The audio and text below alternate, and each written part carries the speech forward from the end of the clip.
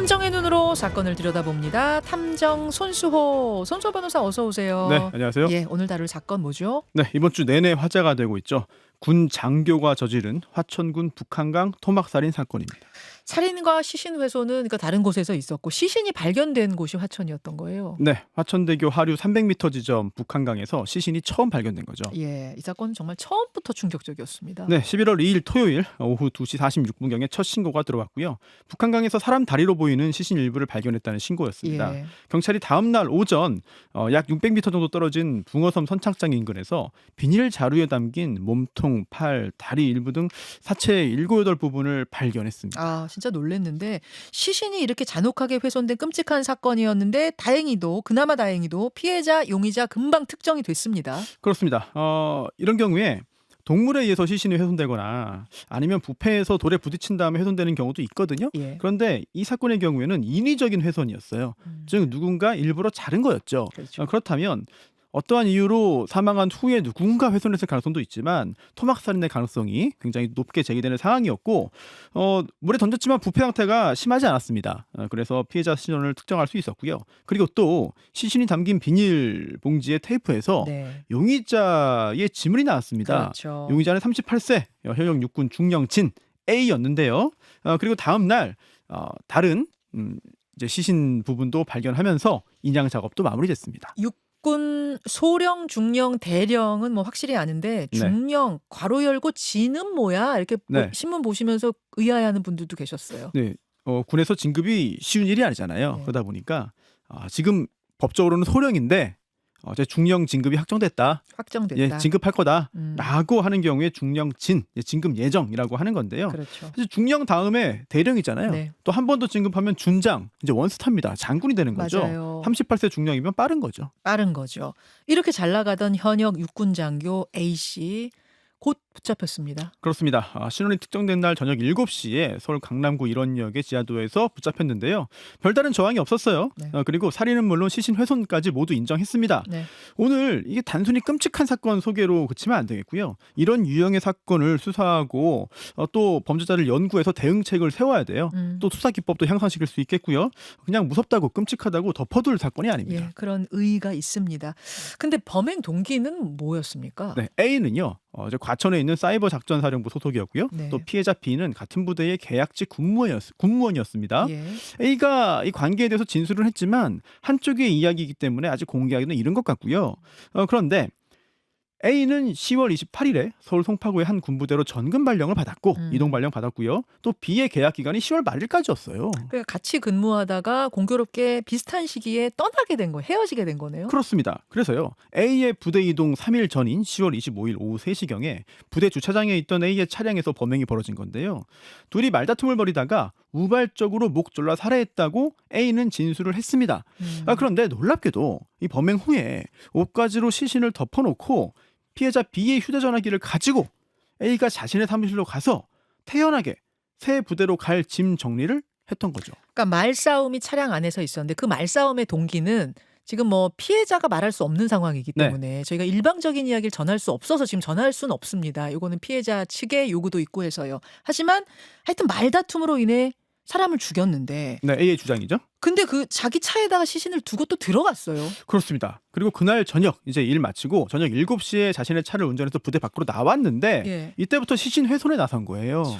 여러 도구를 구했고요. 그리고 또 장소도 물색했습니다. 부대 인근에서 철거공사가 진행 중이던 공사장을 이제 택했는데 네. 사실 취재를 통해서 이 당시 어떤 수법이나 특징을 확인했습니다만 잔인해서 구체적으로 말씀드리기가 좀 어려운 것 같습니다.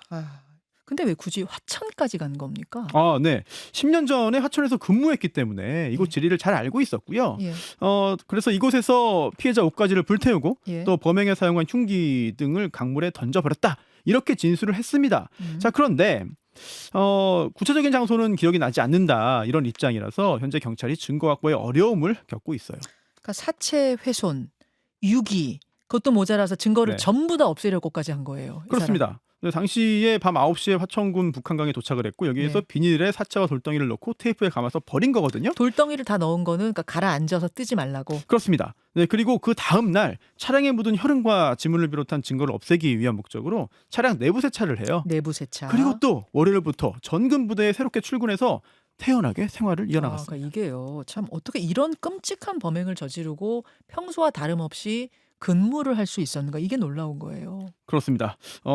근데 A는요. 심지어 B를 살해한 후에 네. B의 휴대전화기를 이용해서 부대에 연락을 했어요. 음. 저 오늘 못 나갑니다. 결근 통보하고 비인 것처럼. 네네 연가 처리해 주세요. 이렇게 요청 메시지를 보낸 건데 만약에 무단 결근을 하면 범행이 들통나니까 그치. 피해자의 휴대전화기를 이용해서 이제 피해자인 것처럼 행세를 해서 메시지를 보낸 거죠. 그러면 부대는 그 문자 메시지 보고 연가 처리해 준 거예요? 사실 부대도 연락을 시도했어요. 그런데 당시에 휴대전화기가 꺼져 있어서 연락이 닿지 않았고요. 또 피해자가 집에 안 오니까 이제 어머니도 경찰에 신고했거든요. 예. 근데 이때도 통화가 이루어지지 않았습니다.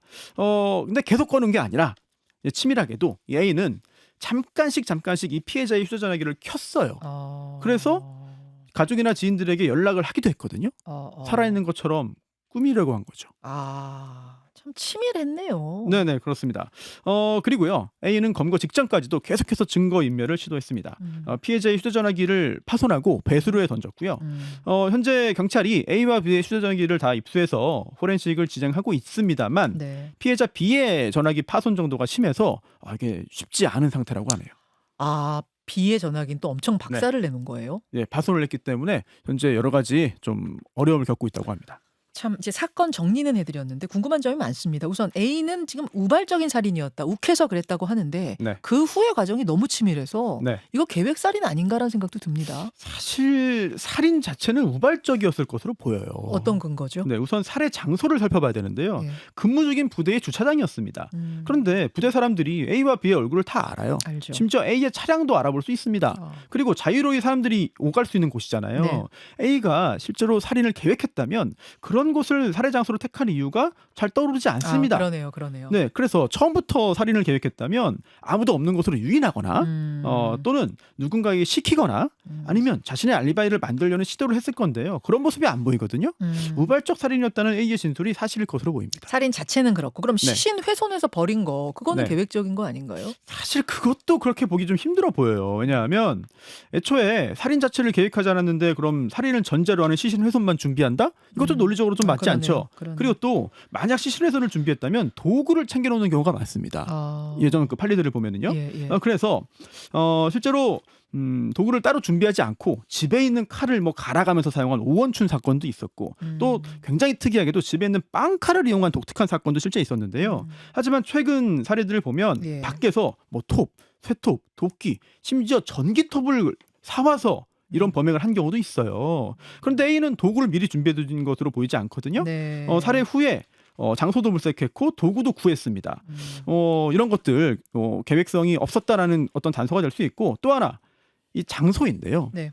살해 후에 훼손 장소를 물색해서 인근 공사장을 골랐거든요. 예. 근데 이것도 범죄자 입장에서는 상당히 위험한 일이기도 합니다. 공사장이어서. 그렇습니다. 뭐 안전한 장소가 없고 본인에게 유리한 장소가 없기 때문에 그나마 여기를 고른 거잖아요. 범죄자 입장에서는. 그렇다면 시신 훼손 역시 계획적으로 보기는 어려울 것 같습니다. 그래서 살해, 훼손, 유기 전부 다 계획적이다. 이렇게는 보이지 않는다. 네. 그러면은 왜 굳이 또 이 시신을 훼손까지 했을까요? 사실 대단히 끔찍한 일이다 보니까 특별한 목적을 떠올리기 쉽죠. 뭐 보복이나 응징 아니면 누군가에게 본보기를 보이거나 뭐 공포심을 줘서 법정 증언을 막거나 아니면 정신이상자나 광신자의 행동. 그런 경우들이 있었잖아요. 네네, 있었죠. 예, 예. 있었죠. 그런데 사실 그것보다는 살인자 입장에서 대단히 실질적인 필요에 의한 경우가 훨씬 더 많습니다. 그건 어떤 말씀이세요? 우발적으로 사람을 죽였어요. 예. 근데 정신 차리고 보니까 자수할 수는 없습니다. 자수하기 싫은 거예요. 그럼 범행을 숨겨야 되는 거죠. 네. 그런데 가장 중요한 증거가 바로 시신입니다. 이 시신을 숨기려고 하는데 숨기려면 밖으로 내다 버려야 됩니다.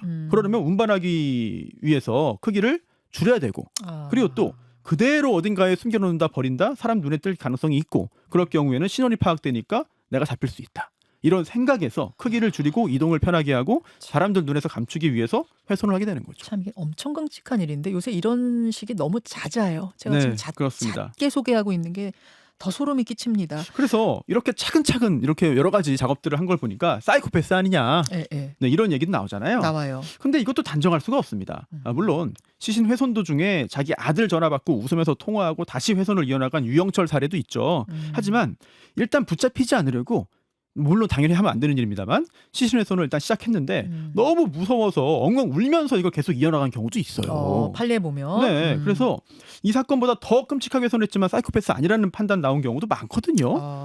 결국 시신을 훼손했다고 해서 다 사이코패스다 이렇게 이야기하는 건 너무 섣부른 것 같습니다. 그래서 방송에서는 이런 얘기 많이 나옵니다만 뭐 대중들은 뭐 여기에 관심을 보이겠지만 자칫 사건 분석과 대응책 마련에는 혼란만 생길 수 있을 것 그럴 수 같아요. 있겠네요. 어쨌든 A는 시신 훼손해서 처벌을 피할 수 있을 거라고 판단을 했던 거예요.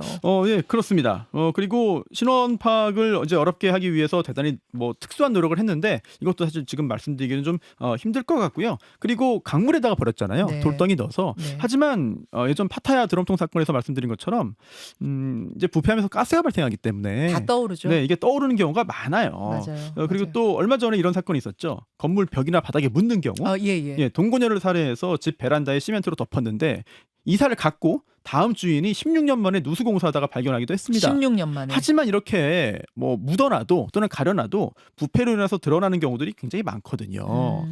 그리고 또 2007년에 현역 부사관이 저지른 대단히 끔찍한 사건이 있는데요. 이제 이른바 약혼녀 믹서 살인 사건. 이런 경우는 시신이 거의 사라져 버렸습니다. 아주 참 참혹한 말할 수 없는 방법들을 동원해가지고 네. 그런데도 범인을 찾아냈고 살인죄 유죄 판결을 받아냈거든요. 네. 현실에서는 완전 문제의 가능성은 현저히 줄어들고 있는 거죠. 그 엘리트 현역 육군 장교 이렇게 지금 우리가 많이 부르잖아요. 네. 어떡하다 이런 사람이 이런 끔찍한 범행을 저지르게 된 건가요?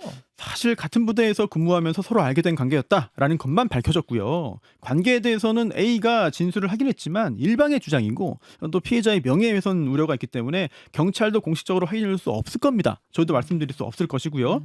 뭐 경찰이 확인을 안 해주니까 여러 가지 짐작이 쏟아져 나오곤 있지만 좀 의아해요. 왜냐하면 특수부대 출신 뭐 살인병기 아니야 막 이런 댓글들도 그렇습니다. 꽤 보여요. 네, 다른 사람이 다 볼 수 있는 데서 죽였으니까 이거는 뭐 요인 암산 방법을 썼을 거다. 뭐 빠르게 살해했으니까 뭐 특수부대 출신이다. 그러니까 진급도 빨리 했겠지. 이런 얘기가 나오는데 과연 확인된 이야기인지 좀 의문이고요. 네. 이 사건 해결에 도움이 되는지 더더욱 큰 의문입니다. 신상 공개 여부는 좀 기다려봐야 될 것 같습니다. 네. 여기까지 이 사건 정리해보죠. 손수호 변호사 수고하셨습니다. 김현정의 뉴스쇼는 시청자 여러분의 참여를 기다립니다. 구독과 좋아요, 댓글 잊지 않으셨죠? 알림 설정을 해두시면 평일 아침 7시 10분 실시간 라이브도 참여하실 수 있습니다.